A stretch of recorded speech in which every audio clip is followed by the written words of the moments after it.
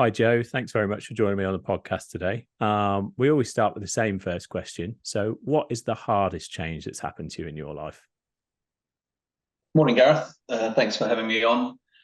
The hardest change that's happened in my life. I mean, you've had previous guests who've had some very big challenges, personal challenges, which I daren't compete with. But if I keep it to a professional example, I think the hardest challenge that I had to face, other than entering the workforce for the first time as a young 16-year-old, I'd have to say was my current role at AXA. So I joined AXA 5 years ago, and my background was very much an operational background. I've been in retail for many years before moving into the student accommodation industry.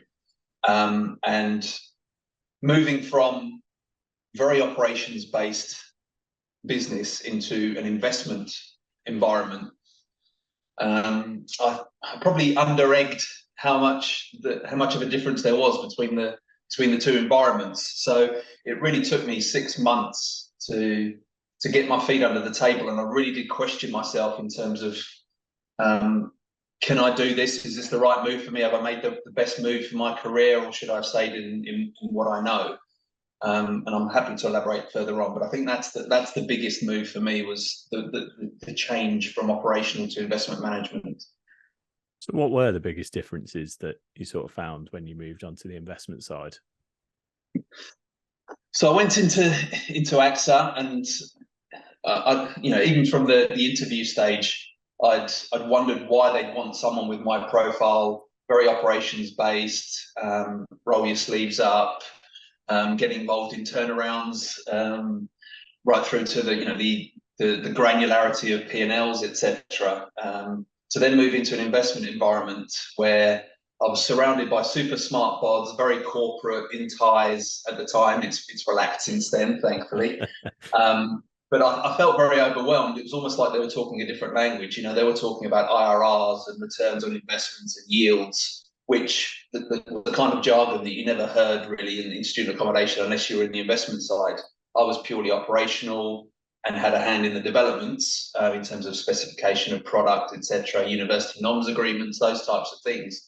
So to suddenly move into an investment environment, I felt like a fish out of water, and I was like, this is a language that I don't currently speak. And I've always had the philosophy when I've looked at roles, and the 80-20 rule of, if I can do 80% of it, I'll go for it, and I can learn 20% on the job. And I suddenly started questioning, can I do 80% of this or not? And AXA, to their credit, they were building a team of what they called sector specialists across the alternative space, and they knew that they had a need for people that could actually do the operational stuff. They were very strong at the asset management piece and the investment piece, but they needed someone that could actually A, know the sector, B, know the players, developers, operators, etc., but also to be able to look at P&Ls and underwrites and really interrogate them. So it wasn't until I started going through my first investment committees and discussions with the various teams across the different countries on opportunities that I started to sort of feel a bit more comfortable and say, well, actually, I can add value to this business because nobody else knows what I know in this business, and therefore I can add that value. And slowly but surely, like I said, 6 months where I was questioning, should I leave, turned into, actually, no, I can make a difference here and I can really add value. And that was a real tough period when I was asking myself a lot of questions about myself. So thankfully, 5 years on, I'm still here and hopefully still adding value to the business. I once, an investor once said to me in a conversation that, they'd gone through asset management and they were, portfolio manager and, in their roles, and they described asset management as being the hard route to go up in a business, and operations being the easy route. And I always, apart from being insulted by that, by being, by having a background firmly in operations, I hope you've seen both sides. You can tell me whether that's true or not. I would say that the operations piece, well, It's a tough one to answer because there's aspects of both sides that are tricky. I think the operational piece, you have to have a certain mindset and understanding and almost a natural gift for that piece, because it is so fast moving, it's unpredictable, it changes year on year, there's different challenges, albeit that you think that the academic year falls into traditional patterns of move in, check in, then you've got the turnaround, you've got your events and what have you throughout the year. But there's so many different things, and you'll know yourself that some of the challenges that you face, such as which city will it be this year that will struggle and have a problem? You know, many years ago, I remember it was Newcastle that was oversupplied and therefore very tricky to fill. Then it was Exeter, it was London. You know, each year you just don't know which city is going to be unpredictable. So you're always on the hop and on, you know, trying to keep on your toes to make sure that you can react quickly enough or even predict where the potential problems and challenges could lie. On the asset management piece, I think it's a bit more predictable because you're dealing with the real estate more than the operations. The asset manager themselves is looking to the property manager and the operators to really do that day to day and just deliver the numbers and the NOI and keep the costs low. From an asset management piece, you're more worried about the ESG piece, the age and condition of the buildings, the valuations, and making sure that, you know, you're hitting your fund targets and keeping the investors happy and the clients happy. So they're different challenges. I wouldn't say one's harder than the other, but on the operational side, you're definitely more reactive, whereas it's more planned, I think, on the asset management side. So going back a little bit, you started your career in retail. I did, yes. Many moons ago. Why did you choose retail as a career, or did you fall into it? I fell into it. Retail chose me. So I remember as a 16-year-old, as soon as I hit 16, I wanted to get out and work and earn some money because I was probably looking to buy my first car, I think it was. And I wanted to have some money ready for when I hit 17 and could try and pass my test straight away. So I started at BHS, now gone, unfortunately, but as a Christmas temp, working in the Christmas department in my local store. And I found that I really enjoyed it, and that I think I was pretty good at it. And I was one of the lucky few that was asked to stay on after the Christmas period for a permanent role. And I quickly became a supervisor, and actually they invited me to enroll in their fast track management scheme, which was a 1-year scheme to obviously become a manager in retail. And I really enjoyed it. And I was going through GCSEs and then A levels at the time. And I was there actually for, must be 6 years, because I enjoyed it that much and I learned so much. And I think part of the psyche for me, forgetting whether it was retail or not, was I knew that, and there's been a broader theme in my early career life, was that I'd seen, when I got to the university stage and I was still working at BHS part-time whilst going to uni, I looked at my friends and they were very much divided into two groups. Those that went to university and didn't work, and very different environment today because you didn't have the fees, etc. Versus those that chose a career and didn't go to university. And the stories that you hear when they go for interviews, etc., they were getting knocked back because they didn't have the necessary experience, or they had the qualifications. Sorry, the qualifications and no experience, or they had experience but no qualifications. And I'd always looked and said, well, I don't want to be in that position. If I go for an interview, I want to be knocked back because of the answers that I give, or whether I'm not the right cultural fit, for example. So I stuck with retail just because I enjoyed it and it was offering me fresh challenges. And as I say, I spent 6 years there before then moving into big box. And one of the big things for my career is that I look at my CV and say, where are the gaps? How can I fill those gaps? What strings can I add to my bow to make me more employable and a great all-rounder? And for me, it was, whether it's managing more people, managing more turnover, managing multi-sites rather than single sites, it was always, the next move was calculated to a degree in terms of how do I present myself in a more positive way. So that's really been a theme throughout my career to date. How can I add more bits? And, you know, that's got me to where I am today, where there's not many people that have got that, what I class as a strong, I think of as a strong operational background, have been being students since 2011. Now, with couple that with the investment asset management side, I think sort of hopefully gives me a good all-round package that when I do look for new opportunities, or when new opportunities arise and I'm approached, I'm thought of, you know, as well. Actually, that's quite a hard position to recruit for.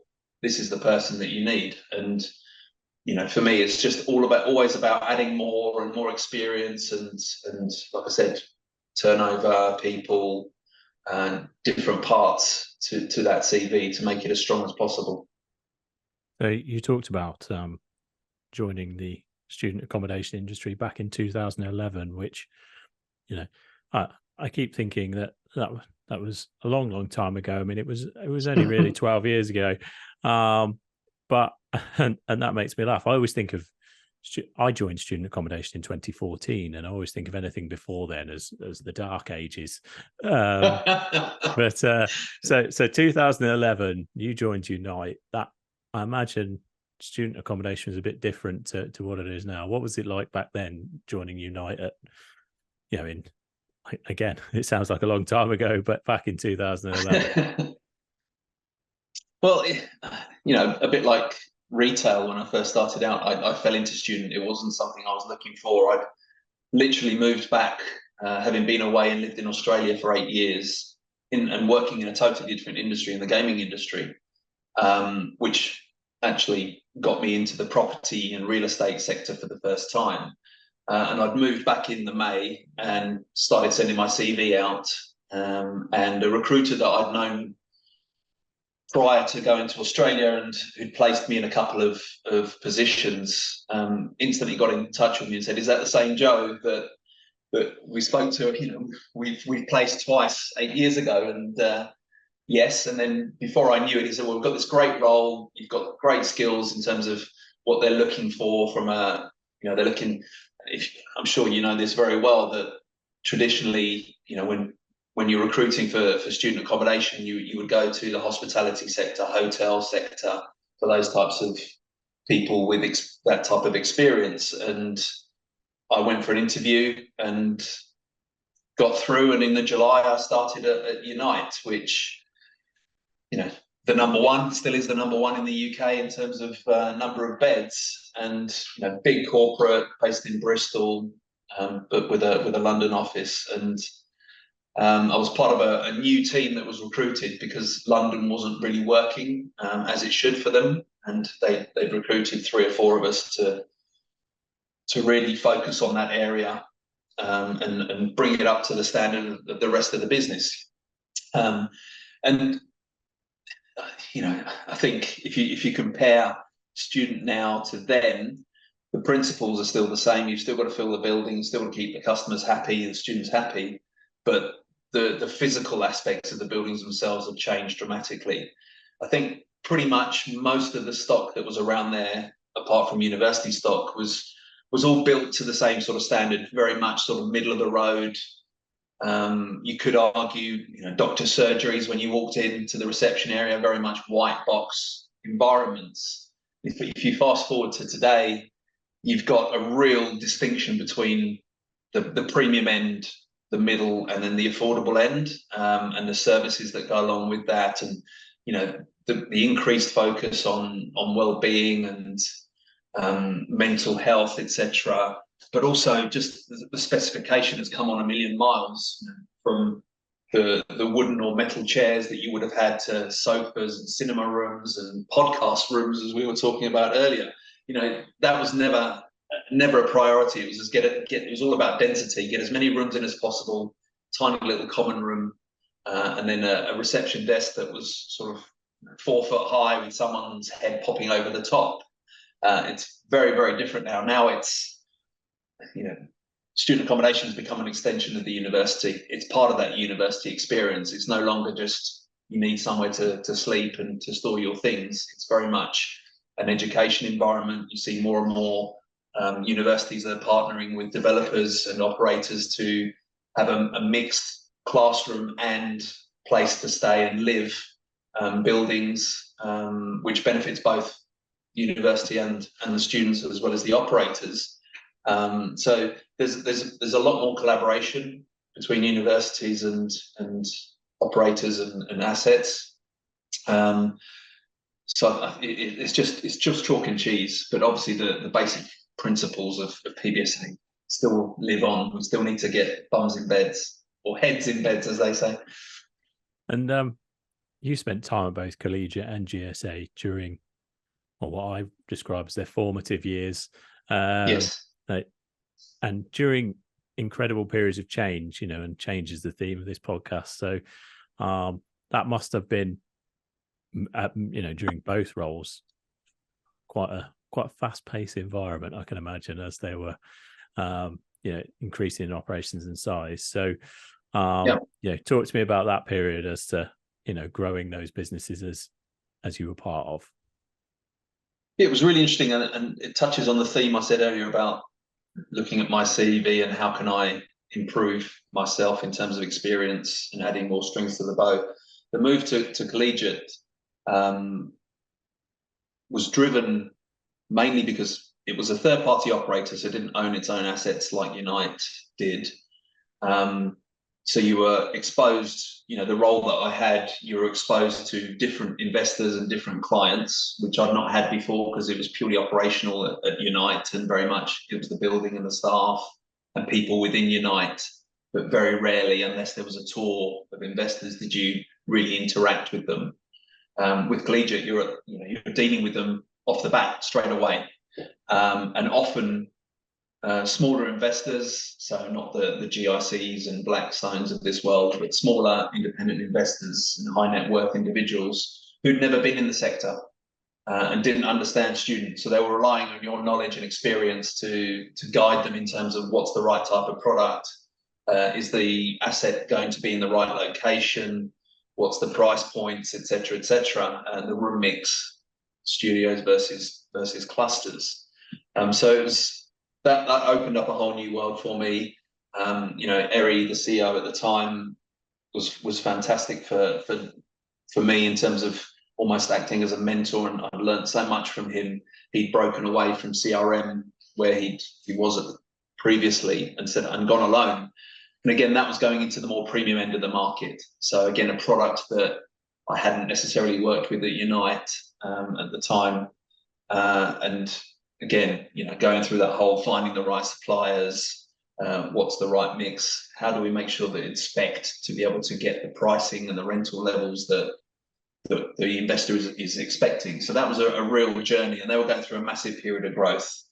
The move to GSA really caught my eye because for two reasons. One, even though it was effectively a startup, the team I went into there that I was a part of, if you put our collective years of experience in PBSA together, it was probably 100 years of experience, because a lot of the people or quite a few of the people that I'd worked with at Unite were actually part of GSA, because Nick Porter obviously founded Unite and then sold out and moved to set up his own business. And what attracted me there was the people. So again, you don't have that initial, I don't know anybody when I start a new role. It's going to take me time to get my feet under the table and settle in and establish credibility, etc. Some of those barriers were taken away because I knew a lot of the people that worked there, and they were good people and really experienced. And then the second piece for me was I love languages, and I love to learn and speak languages as much as I can. And GSA wanted to go global. The dream was 250,000 beds by 2025. And I bought into that, and I thought I could use my languages. And I'd gone in as head of operations for Europe originally. And literally they had 0 beds when I joined. By the end of the year, I joined in September. By the end of the year, we bought a portfolio in Germany. We bought a portfolio in the UK, student housing company. And then the following year, we were buying in Spain. We were developing from scratch in Dublin. So again, it was giving me exposure to something outside of the UK, which I was fascinated by and really wanted to get involved in, and had a really good time there. And then moved from, once we got to some scale, I think we got to about 30,000 beds pretty quickly with another 20,000 under development. I moved into the commercial operations role, which was dealing with nominations agreements for the first time. So I think we were the first to get a nominations agreement in Dublin with Trinity University and RCSI, for example. But because I had quite a bit of experience in the development piece and the specification of assets, and going into these new markets, my role changed into this commercial ops for new market entry and product development within those markets. Because what we realised quickly going into these European markets was that you can't just pick up the UK model and plonk it into Spain, for example, or Germany. Very different culturally, very different expectations, catered versus non-catered, studios versus clusters, the types of common spaces, etc. So I was really fascinated by that, and really enjoyed looking at how we can get into new markets and setting out the strategy for those new markets as GSA continued to grow. And what you said about, obviously, looking back at your career, particularly looking at the student accommodation, and I think you look after some residential now as well, if I'm right. Yes. So looking at your career, it's gone in my opinion, you tell me if I'm wrong, really logical steps. So you, like you say, you've added skills, you've added different things to your skills and your experience. But you said in one of the previous answers, and I didn't know this about you, that you'd spent time in Australia in the gaming industry. So that feels like retail, right. Student accommodation, gaming in the middle. Talk to me about that. Yeah, so I moved to Australia in 2004. I followed my heart. I met an Australian girl over here who was on secondment for 18 months, and I knew the time would come that she would have to go. But you don't look that far ahead because you never think these things are going to last, but somehow it did. And we had went to dinner one night, and then the chat came up and she said, I've got to go back. They've asked me to go back by the end of the year. And I said, oh, right, well, I knew it was coming, so fair enough. And I wasn't expecting her to then turn around and say, well, I want you to come with me. And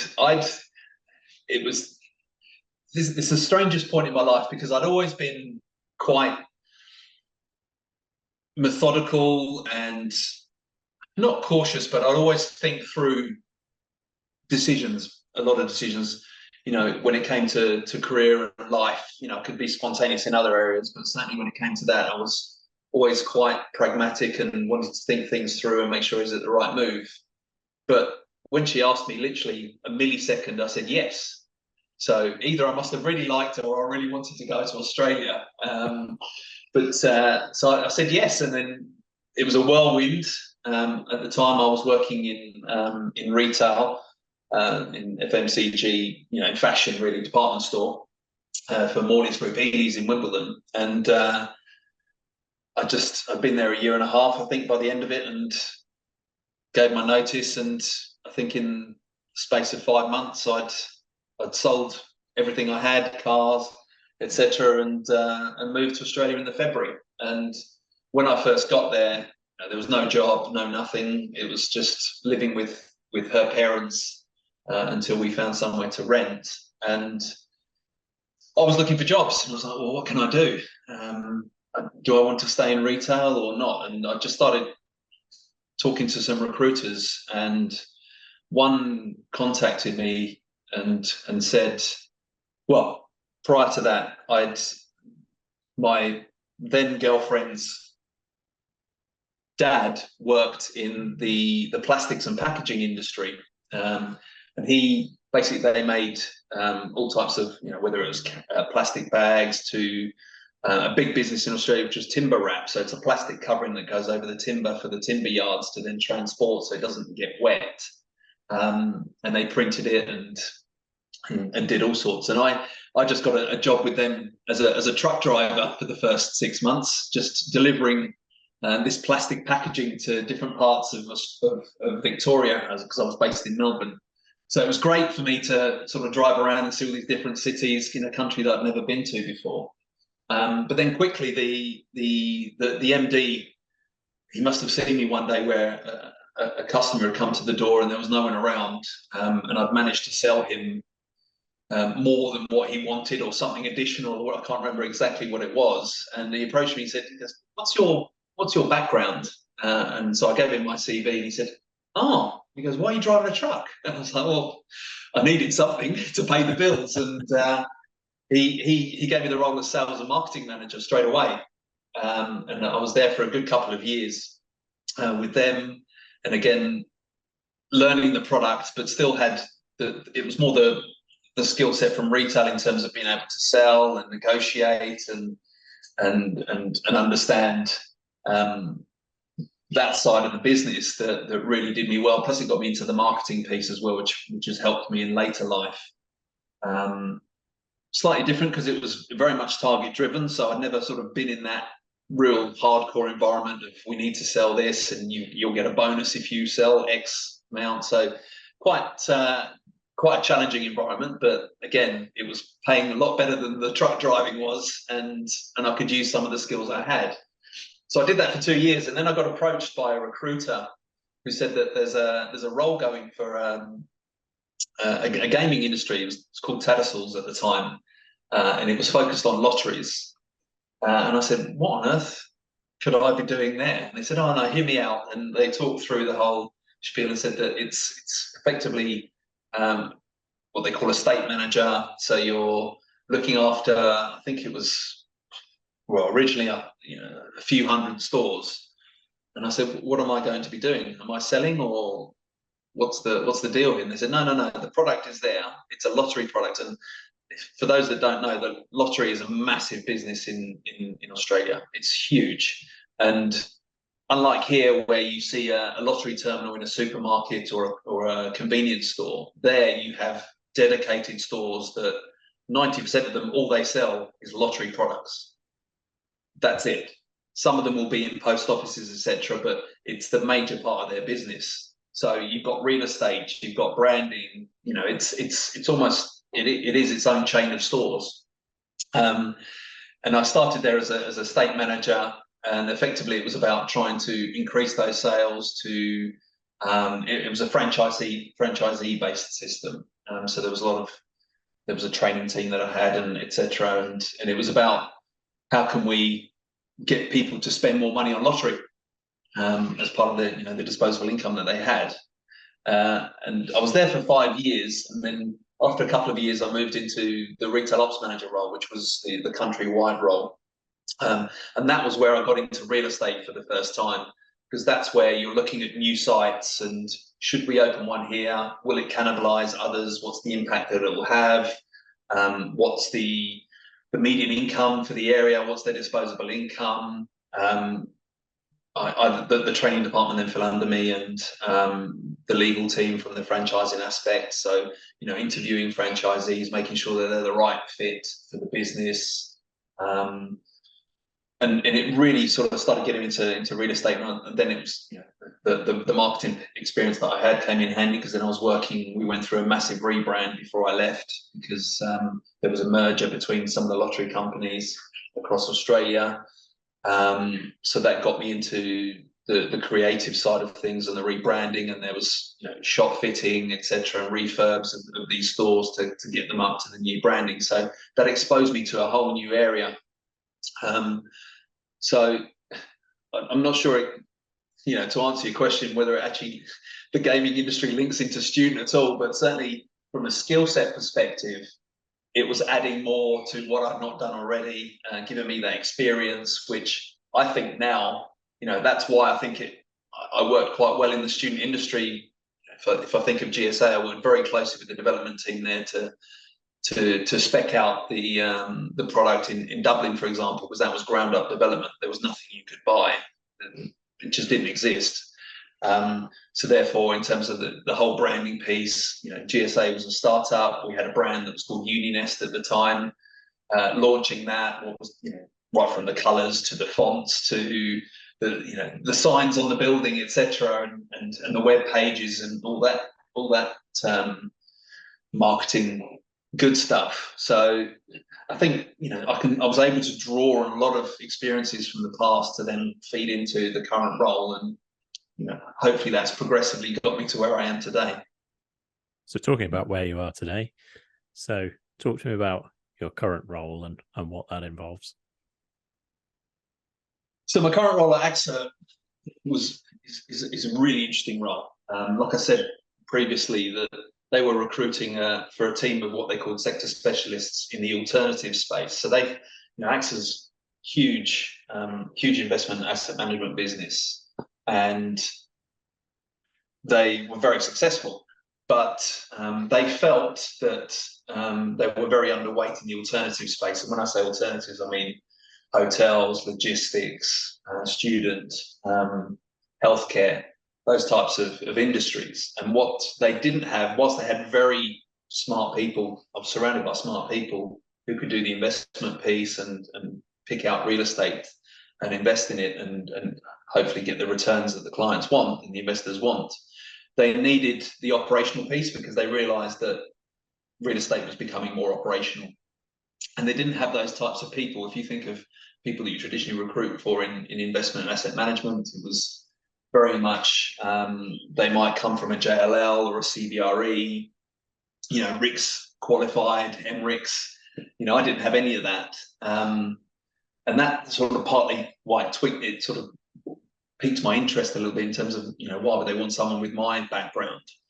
But they really wanted to grow in the resi and student space. So the benefit for me was twofold. One was to be able to bring my experience in PBSA because they didn't have any at the time. But secondly, for me, it was broadening my horizons outside of PBSA, because you never know, was PBSA going to last or not? You have these questions of, obviously, I think today we know that it's here for the long term, but back then it was still fairly fledgling, and I wanted to grow again. Part of that CV building piece, learn a bit more about the resi space, and actually, that's come to fruition because there's a lot of crossover between the residential space and the student space. In regulation, for example, when in Dublin they brought the caps in, that affected both student and resi. So having that experience was really useful. And it was good for me to learn something new. So I felt I could give something to the business whilst at the same time taking on a new sector. And 5 years later, whilst I'm not an expert, I've had exposure to so many different countries, the way the residential and PBSA space works in those countries, the different investment criteria, metrics that you use, fundamentals that are different, the players, how the market works, which for me is priceless, and I can use going forward in different, when different opportunities arise. Having that knowledge of what's happening in one place potentially could help with what's happening in another country. So if you see that there seems to be a bit of a wave of regulation coming through, and I use that because it's quite topical at the moment in residential, since COVID especially, what's the impact of that type of residential regulation that's been put in place? What's good, what's not so good? How can it be tweaked? How can we lobby other governments that are considering and put out white papers around regulation, etc.? That's really, really useful information to have, to show examples and how it's impacted our own AUM at AXA. So for me, it was a really good opportunity, A, to use my languages, B, again, that global piece and looking at different countries. I've got exposure to Japan, Australia, the States, as well as Europe. So seeing how those markets work are really, really intriguing. And again, building up from scratch a PBSA, we're up to now, 30,000 beds plus across 8 different countries from a standing start. It's a fantastic effort from the business to do that in 5 years. So it's proved invaluable, and really enjoying it. So you talk about different countries there, and regulation, which we might come on to a bit later. But in talking about residential investments, stacking it up against some of the other markets you're in and perhaps that you're looking at, is the UK still an attractive investment market for residential assets? At the moment, no. At the moment, yes. There are caveats, but I think the one thing about the UK market is that it's still, when you compare it to Europe, is very unregulated in terms of no rental caps, for example. Yes, they brought some in for the social and affordable housing piece, but in terms of the free market, the stuff, the type of product that we would be buying, it's unregulated. So therefore, the beauty of UK residential is that you can offset, in this high inflationary interest rate environment, you can offset some of those cost increases through rental increases. So therefore, actually, your bottom line isn't as affected. Whereas if I compare it to Spain, for example, where they brought in a 2% cap, which is moving to 3%, but your costs are rising at 6-10% plus, or even more when you look at the utility side of things, makes it a lot harder to really improve that business and to deliver the returns that the investors want. Whereas in the UK, we've got a landmark asset in Pimlico, Dolphin Square, which is 1,234 units, and it's the largest, or was the largest in Europe until the early 90s, I think, and it's a fantastic historical estate, about 80 years old. And there we're going through a huge capex program to really update everything. We're almost taking it back to core and shell, and that's performing extremely well. I mean, obviously, Zone 1 location helps massively, but to be able to offset some of those cost increases through rental increases makes it a really good proposition. Obviously, every country is suffering from a shortfall of supply, so the supply-demand imbalance is quite acute in most countries, as we see. What's adding to fuel to the fire is that the construction side is obviously suffering because of construction costs increasing hugely over the last few years since COVID, and then add in Brexit as well, where there's a shortage of labour, as you don't have the Europeans that are coming over. So that and we don't have those skills in that construction industry that's coming through from technical colleges or from universities, or the youth training programs as they were in the past. So it's a real perfect storm where you're not building as much. The population is increasing, and there's not enough stock. Something's got to happen, and obviously investors want to protect their returns, so rents do rise because there's a huge demand for housing. So it's a really good environment, I think, to invest in. I think the other thing as well is when you look at cap rates and yields across, if we keep it to Europe, the UK hasn't seen as much compression as other markets. In France, you'd be buying at 2.5. In Paris, for example. In Spain, it was 3s, early 3s. And Germany, if you go to Munich, you're buying sub 2. So when the UK, up until, or if we talk pre-COVID, was at 4.5, that looked very attractive in terms of returns for investors. So it was a great place to invest. And even today, it's still not as tight as other markets are across Europe. So it's still a very good place to invest. There's always that cloud over the horizon in terms of will regulation come. And I know that City Calm, for example, in London has been pushing for that. But at the moment, it's a great place to invest. The issue is making it stack up for new developments, just because of the construction costs, and therefore where are your rents going to be? And the affordability piece is massive at the moment in terms of you've got a double-edged sword. Typically in the past, you'd look at affordability and say, okay, what's the disposable income, the ratio of disposable income, and how much rent is being paid out of that, and you'd have the equation. Whereas now you've got to put the rent plus effectively your bills to say how much is someone actually spending of that disposable income, and that really skews the ratio a lot, just because of where utility rates are and obviously the Ukraine war, which has had a big impact. So you've got to be really mindful that you're not pricing yourself out of the market, because in the future, if those, hopefully when those utility rates come down and your rents are up here, people might not necessarily be prepared to pay those rents, because they can go to the next newest, shiniest building that's been built, and yours is a few years old now and maybe not offering the same lifestyle or amenities that the new wave of product is bringing. So you've got to be quite mindful about trying to make your asset as not future proof but future ready as possible, and not really sweating the assets. One phrase that I hate that's used a lot is sweating the assets. Unless you're a short-term investor who's looking to get out quick at the highest price, I don't believe you should sweat the assets. I think you need to have AXA is typically a long-term stable investor. We're looking for the long term in anything that in most of the funds that we look after.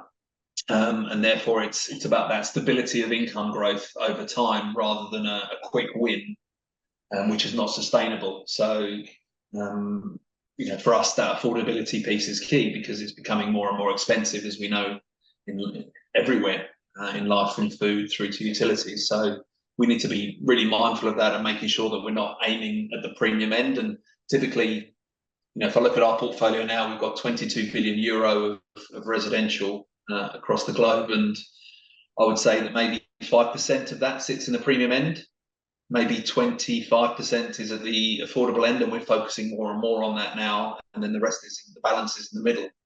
An example of the affordable piece, we've got a big portfolio, 2 billion euro in France, which is about 20% below market rent levels. We've just started a strategy in Australia with our first scheme in Sydney that again will be around 20% below market rent, which is aimed specifically at key workers, nurses, fire brigades, etc. I think the affordability piece is so strong, and if you're looking for somewhere to invest, which is probably as safe as you're going to get, it's that affordable end of the spectrum, because your rents are starting so low, and there's always going to be a demand for it. Whereas with the premium, you've got to be a bit careful, and it's got to be really a trophy asset in the best location to be able to hope that the rents will still continue to grow going forward. So you mentioned Dolphin Square, which I think the press dubbed London's most notorious address at one point. I'm keen to yes, keen to know more about that deal without obviously giving anything away. But what a property with such history, as you say, what attracted you guys to want to invest? Because there's a lot of investment needed, I'm sure, in that property. Absolutely. Like I said, it was 85 years old. It was built in the mid-30s. Why do we choose Dolphin Square? I think we've been looking at BTR for a couple of years really strongly in the UK, because it was the one sort of black hole that we had in our portfolio. We were present in pretty much most of the other countries that we're already in other sectors. And we were looking at a lot of the new BTR stuff that was coming out of the ground. If you think of Manchester and Liverpool, those were big towns, big cities that were seeing a bit of investment. And it just wasn't quite sort of ticking the boxes for us. And we were like, well, there's a lot of this product going up, and that's been borne out. If you can see now the amount of towers that have gone up. If you look at Nine Elms in London, for example, same thing's happening there. There's a lot of towers that are going up that are all the same. I think for us, it was, again, looking forward, what are the USPs of the buildings that we want to buy? How are we going to make sure that they are future ready and still can deliver a return for investors going forward? And then this opportunity came up for Dolphin Square, and huge estate. Like I said, 1,234 apartments, 7.5 acre estate. But what attracted us to it? One, Zone 1 Pimlico. Okay, great. You're in central London. Perfect. That ticks that box. But number two was big difference if you look at most of the other BTR schemes that are being built today, is that you've got so much space, amenity space that's dedicated it's overspaced. If you wouldn't build that today. You just couldn't afford to do it. You think it's got a 3.5 acre garden right in the middle of it. It is a square in itself. In fact, it used to be its own electoral borough up until recently, because there were that many inhabitants and residents there. But it was just a concentration of 1,200 units in one location, therefore making it easier to manage. You've got the amenity space, the huge garden, which no one else can replicate. It had a restaurant, a spa, a pool, a swimming pool in London, in central London, very, very difficult, and very difficult to find in Pimlico, let alone in the outer areas. And you just couldn't replicate that. You could not build that today. And we saw a huge opportunity there, an upside as well. As the building was so old, pretty much everything needs to be replaced. But it was iconic, as you said. Everyone knows about it. Everyone has read stuff in the press about it, and infamous is probably the word I would use.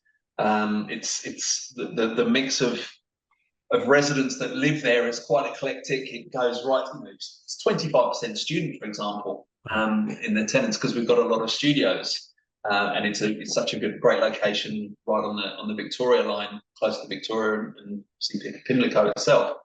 But it's got barristers, QCs, members of parliament, etc., that live there, as well as a lot of retired barristers and QCs, for example, doctors. So a real eclectic mix, and that's good in terms of broadening the resident base. So you're not dependent on just one particular segment of the market. So again, you get that churn through the students, but then you'll get the long-standing retirees that will live there, and many of the residents that have been there for 20, 30, 40 years. So again, that's nice when you want that stable long-term income coming through. And it was just so iconic, and we saw an opportunity to really improve that building, take it forward into the 21st century. And from an ESG perspective, the CapEx works that we're doing there now, very much ESG underpins that. We want this to be, and our target is that it will be the highest certified or graded non-new build residential structure in the UK, at least, if not Europe, in terms of what we're planning to do. Eliminate fossil fuels, get rid of gas, go to electric, solar power, air source heat pumps, etc., etc. We're investing a lot of money into that building to really make it the best in class from an ESG perspective, which knock-on effect is lowers the bills for the residents in terms of their electricity usage, but also a more pleasant environment to live in. Because at the moment, I'll give you an example. The heating is turned on in October and turned off in May, I believe. And then outside of that, there's no heating. You can't regulate it yourself. If it comes on, you're crossing your fingers that the system works when you turn it back on, because it's so aged. It's just a fascinating building, but everybody recognises it. So for us, it was just a great opportunity to get a prime zone 1 building at scale with the common areas and amenity space that you couldn't deliver in today's market, and really do something special with it, and show what we could do from an ESG and environmental perspective. It's almost like you read my list of questions, because our ESG was next on my list to ask you about. As I know you talk about that, and you're responsible for that in current role. So a lot of our audience, is clearly in student and property sector, or though outside and everywhere. But what does ESG and your ESG strategy look like on a day-to-day basis, for example? How are you implementing your ESG strategy? And I'll ask you that question first. Yeah. I think ESG it's just a moving feast. It's been evolving ever since I started at AXA. It's taking more and more prevalence every year, more and more focus, more and more investment, and it's no longer a nice to have. It's a must have. and we're very serious about that.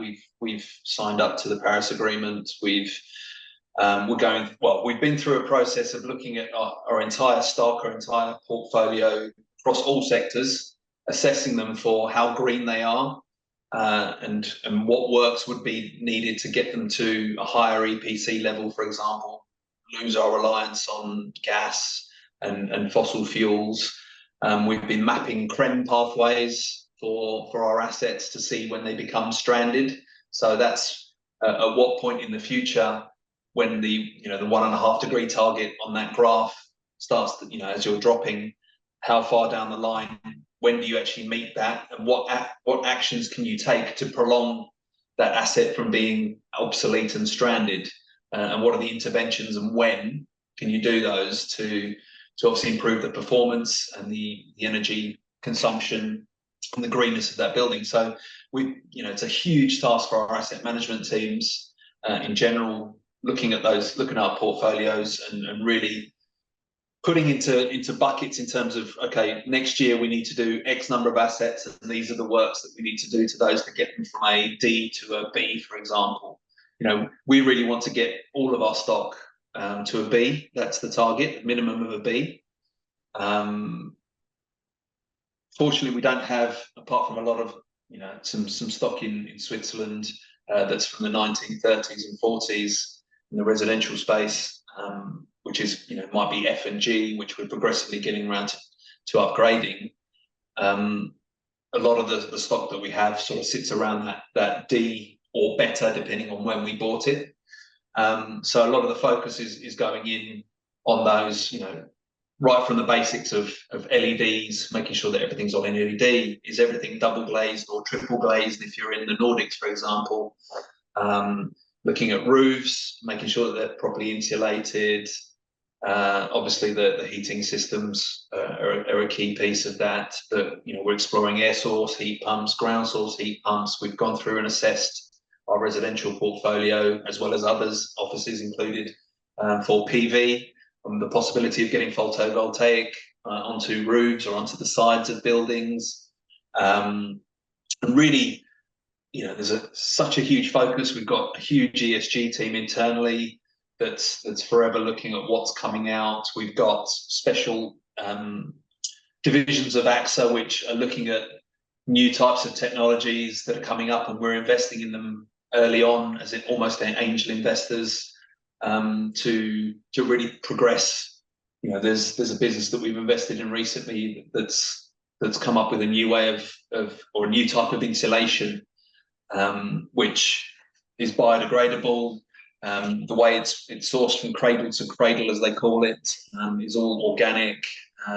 There's no byproduct or waste. It's all carbon neutral, etc., etc. Those types of businesses, it's a real key focus. And then, being a real estate business, you've got an existing stock that does age.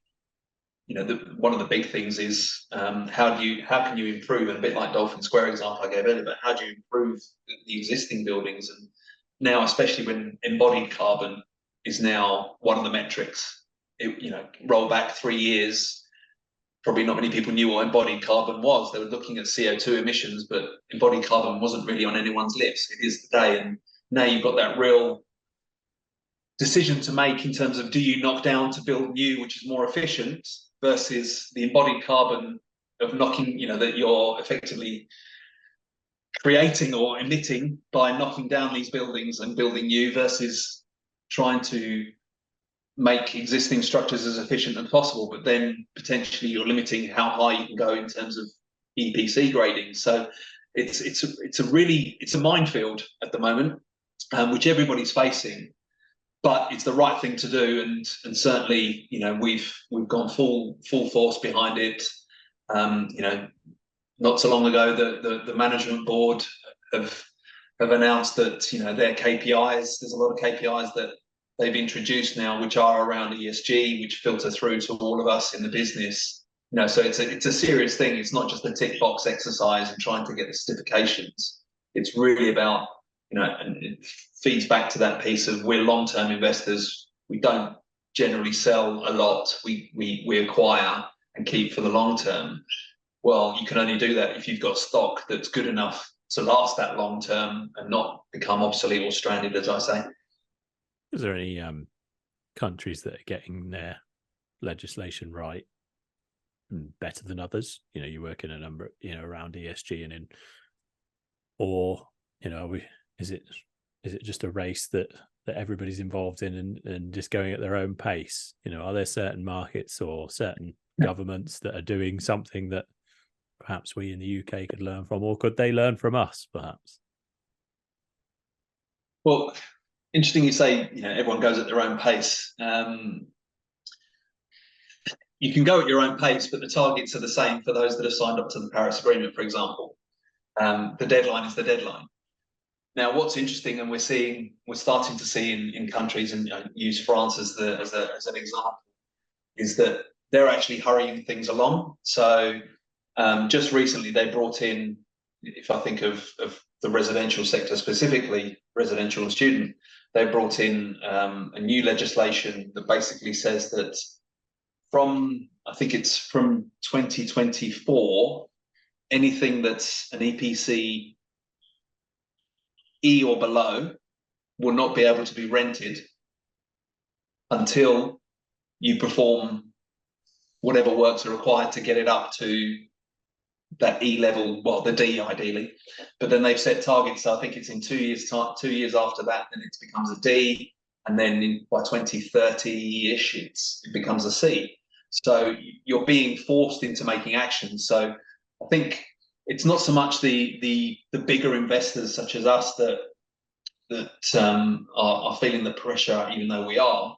But if you think of your mums and dads, your private investors, HMO market, for example, they're the ones that really have a decision to make in terms of, can they invest in those properties, because they're going to be unrentable in the next few years. So they really have to do something about it. So that's really putting pressure on the industry from a residential sector perspective.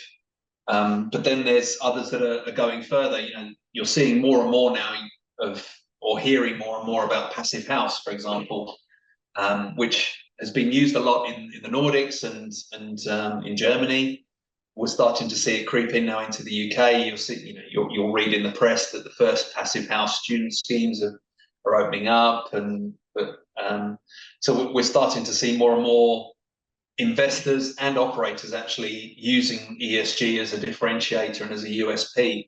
I can think of an operator, Amro, for example, that are really, really big on the ESG piece, and they're pushing the passive house for their European student and residential business. And others are following that path, or starting to follow that path, because it's the right thing to do.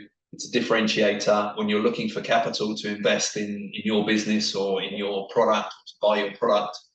Us as investors, we want the best ESG credentialed buildings that we can get, because short term and even long term, that's saving us money in terms of capex and retrofits, and it comes back to that stranded and obsolete piece again. The further you can push that out, the less investment you need to make in those buildings to get them up to standard. Now, the difficulty is that the goalposts will keep moving on this, and therefore you'll have to keep redoing your CREM pathways and keep reanalyzing the state of your portfolios. And we're just hearing about rack over the last few weeks in schools. Or what's the next material that could potentially have the same, blow up in the same way in terms of being a mass media story? You just don't know. So I think obstacles will come along down the line, but I think your thinking needs to be that you're doing it to protect your portfolio, and you're doing it for the right reasons. And it's not a short-termist view. It has to be a long-term play. And you really need to look at the business holistically and invest in those assets that need to be improved. Moving on to student accommodation. So we sit here in early, mid-September. How has this year gone in student accommodation? How has it been? Very strong everywhere, for different reasons. I think, and the reason I say that is, if I look at Australia suffered massively during COVID, because they literally shut the borders down. No one could come in or go out. Occupancy was extremely low. And even when the rest of the world opened up, Australia was a lot slower to open up. So therefore, occupancy was slow to come back. And then you throw into the mix the then Prime Minister and the China relations. 85% of the students that live in PBSA are internationals, and a bulk of those come from China, Japan, etc. So that had a big impact. So that was quite slow to come back during COVID, but this year it's come back. I mean, it's full. You'll read in the press that there's facing the same issues that they are everywhere else. Like Durham, for example, where people were queuing for overnight for student accommodation. It's really come back. And occupancy levels, I would be surprised if everyone doesn't quote that they are at their highest or at least pre-COVID, same levels. And they're seeing decent rental growth because the demand is just so strong. And obviously the supply is just not come through, because we're feeling it from obviously the COVID years and effectively the end of construction as we knew it, and now with the increased cost of construction, it's making it harder. So occupancy levels are very strong. Top line performance is strong. OPEX has been hit. Obviously you'll see in the industry that a lot of people will Unite, for example, is an easy example, that will hedge their utility costs for 12, 2 years, 3 years, whatever it may be.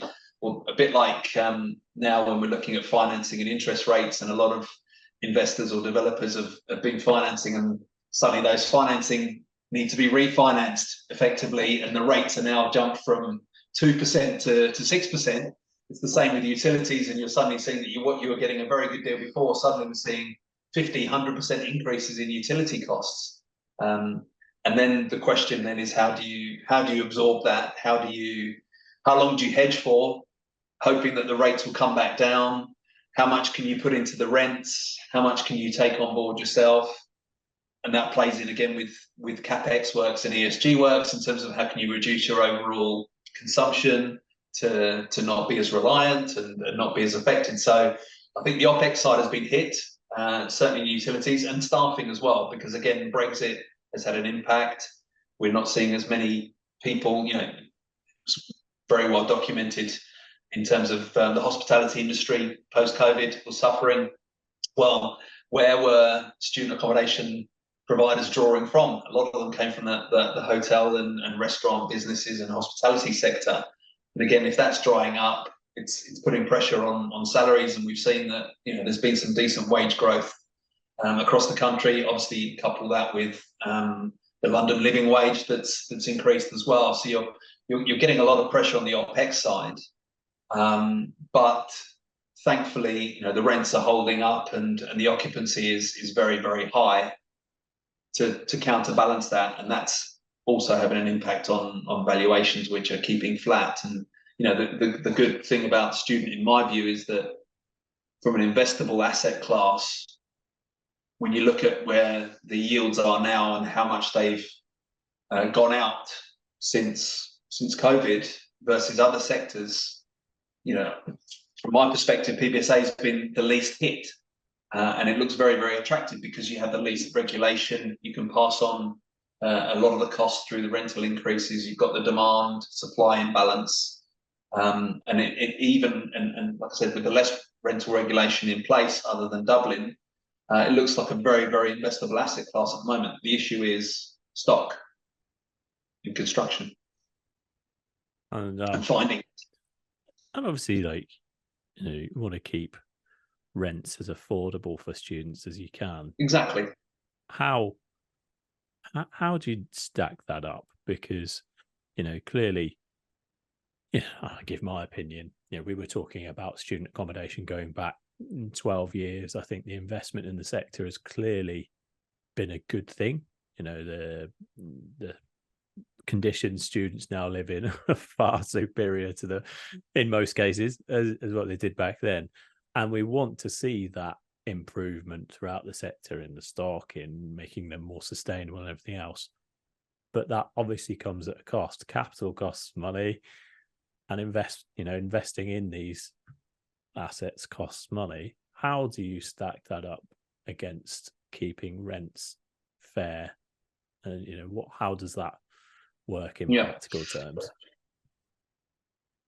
So I touched on it before in terms of our strategy is certainly to have a diversified portfolio, not play too much in the premium end, just because of that very fact in how sustainable is it, and trying to play more in the medium, the middle sort of segment and the affordable segment. The issue that everyone faces is that when you're developing from scratch, there is a minimum cost. You can't get away from it. It will cost you a minimum of X to build. And I was on a webinar earlier this morning, and JLL were quoting that in the regions, so outside of London, to make a scheme stack up, a standard scheme, middle of the road scheme, stack up, you have to charge a minimum of £200 a week rent. Wow. So you will go, well, that's not affordable, or how can that be classed as affordable? Well, for a lot of people, it's not. We used to, I remember Sheffield, for example, was always around 120 a week, and Newcastle was always around 100 a week, and you could pretty much pick the city and tell, and you could name the rates. Now everything's just gone up, and when you can only build and you have to sell or rent rooms for a minimum of 200 a week, instantly that's your bar. So anything else that you do on top, and this is a big question that the industry faces is, well, first of all, is it the PBSA sector or investors in PBSA, is it their job to provide affordable? Because traditionally it was the universities that offered the affordable twin shares. Suddenly, PBSA turns into a different offering. You're getting communal spaces, you're getting podcast rooms, you're getting cinema rooms, etc. You're getting all of this additional extra. Then couple onto that the mental health, the well-being, the pastoral care, the extension of the university itself. You're offering so much more. That's got to cost more than the metal beds that you had in a university with a sink in your bedroom and sharing with 20 people. So there's a natural sort of cost difference to that. Now, different investors will look at things differently, and like I said, we want to keep to have a diversified portfolio where we can attract as many people as possible and make it as reasonably priced as possible. And I think that's one of the beauties of us being a long-term investor. And again, I hark back to that sweat the asset comment. We don't need to sweat the assets. We need to be able to provide a good, sensible return to our investors who are looking for that stable income stream over that long-term period, and not looking for these peaks and troughs, because nobody likes that. Everyone likes consistency. We're not private equity firms that are trying to build, stabilize, and sell at the highest price and move on to the next one. This is about keeping those assets. And if you're starting, I mentioned it before, if you start your pricing up here, is that sustainable, or are you just going to be taking a hit? And that's your credibility that comes into question. You can't underwrite negative growth. Otherwise, what's the point in doing the deal? So you've got to keep it sensible. And my not fear, but something in the back of my mind, and I'm keeping a close eye on, is we've seen rental regulation creep into residential. We've seen it in Dublin, albeit I don't agree 100% with how they've applied it. When and if it comes into student, that could have a big impact as well. And I think that will then shift people's mindsets into what type of product are they building, and potentially where are they building as well. Because at the moment it's trying to find the prime site in the middle of the city, close to all the bars and what have you. Could we see more peripheral schemes being opened up with a shuttle service from the accommodation into town, for example, or that the university provides a shuttle service? I don't know, but it's increasingly difficult to build in cities because you don't have the available space. It's increasingly expensive to build in cities. It's increasingly expensive to staff in find staff and pay staff in those big cities. So whilst the future is very bright for PBSA, there are some not some tailwinds, but some caveats that we need to be mindful of. And ultimately, there has to be a ceiling that for what people are prepared to pay for. And you can either pivot and say, well, we'll just concentrate on international students because we know that they'll pay because they've got the cash. The rise of the middle classes and all of these new nations that are coming forward. It used to be China. Now we're seeing African nations coming through, Indonesia, Thailand, Vietnam, India. But even the Indians are very price sensitive and they need somewhere to stay. So I think it very much comes down to what is the strategy for your business, and ours is very much dabbling in that premium end where we feel it's warranted, but really trying to provide something that's affordable for everyone, and hence why we changed the way we look at affordability ratios and the metrics that we use to really identify whether a scheme is for the long term or not. Okay, so we've got into some detail there around resi, ESG, student accommodation, the markets. It's we explore that. Let's talk about you, Joe. So where did you grow up? Where did I grow up? So I grew up in the UK. As you probably tell by my surname, it's Italian. So my parents are Italian from Rome, and Dad moved here in, I think it was 1969, after moving around through Germany and Switzerland before ending up in the UK. I grew up in a lovely little place called Kingston upon Thames when I was younger. Great place, very green. You've got the parks, got the river, but you're close enough into town. And I went to school here, and then went to university before going to work in France in Nice for a couple of years, and obviously the Australia story I've told you. So my accent it's probably a bit mixed now. Actually, I would say I was very much English, and you wouldn't tell that I was Italian, but I'm sure you've detected the odd twang of the Aussie that comes through, and I don't know how that's still stuck, but every now and then the odd Aussie twang. But it's quite funny actually. Whenever because I always try and talk. So if I go to our Italian office or to look at Italian schemes, or I go to Spain or whatever, or France, I'll try and speak the language. I said before, I really love languages and want to practice them as much as possible. And people always question, they always ask me, where are you from? Because I haven't got the typical English accent trying to speak a foreign language. It's a real sort of mix. And they're like, well, you're not English, but your English is so good. And you don't have an accent from a particular country. Where are you from? So it's always a guessing game for people where I'm from. But yeah, I mean, I'm UK based. However, like I said, lived in Australia, really enjoyed it. I'm a citizen, got 3 passports. Wow. So I've got the UK, Italian, and Australian. So other than the US, I can pretty much go wherever I want, I think. And I wouldn't have it any other way. I think it's really important that you have that experience across other countries. And I've learned so much that I can apply, and you can see trends and things that happen in one country and apply them to another. Or I love it. I love traveling around and just seeing other cultures and meeting other people. I say, where does that love of languages come from? Is that from, because you came from Italian parents that I assume spoke Italian and English at home? Do you think that's where your love of languages came from? I think so. I mean, my mother tongue is Italian, so I didn't speak English at all until I went to school. My dad did broken English. My mum didn't speak English at all. So Italian was our first language. And like I said, I went to school, and it was only when I got to secondary school that we started getting into languages. So I was learning French and German. And I found languages quite easy to pick up. German, not so much. German was a lot harder because it wasn't like the normal Latin-stemmed languages of French, Spanish, and Italian.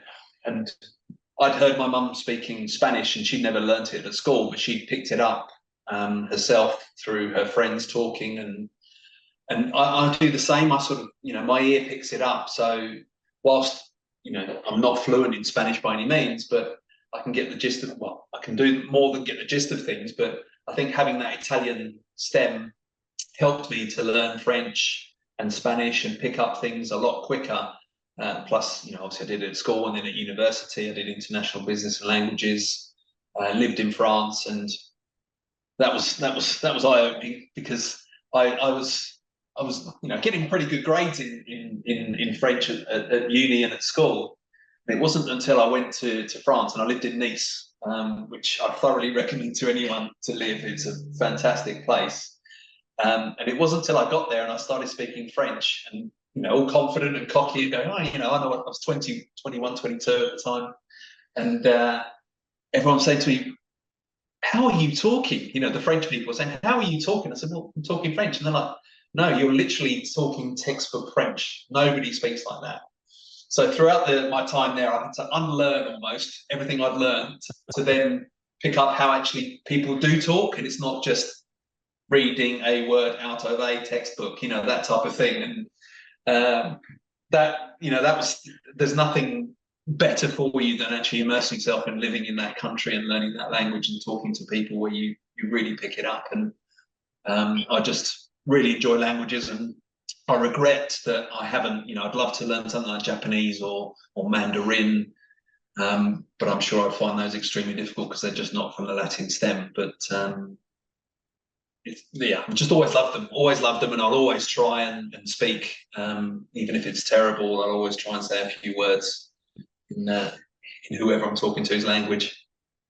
Okay, so now we've come to the quick fire round questions. So if you could change one thing about the world, what would it be?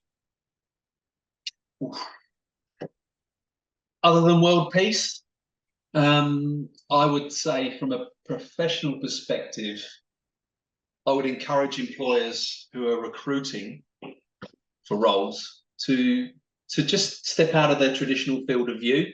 I think I draw on my own experience here of going into AXA, and they very much recruited out of the mould when they got me. I don't think they fully understood what they were getting, but I've made it to 5 years, so must be doing something right.